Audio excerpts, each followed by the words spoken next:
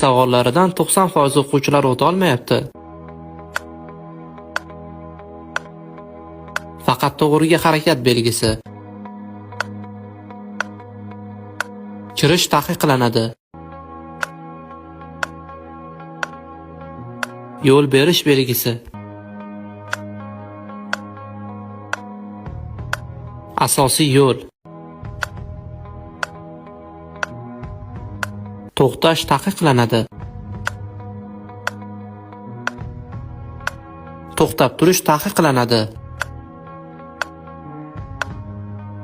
Bir tomonlama yo'l belgisi. Harakatlanish taqiqlanadi. Quvib o'tish taqiqlanadi. Bolalar belgisi. Yuqori tezlik cheklangan.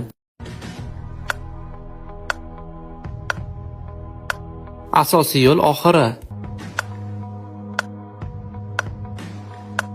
Aylanma harakat.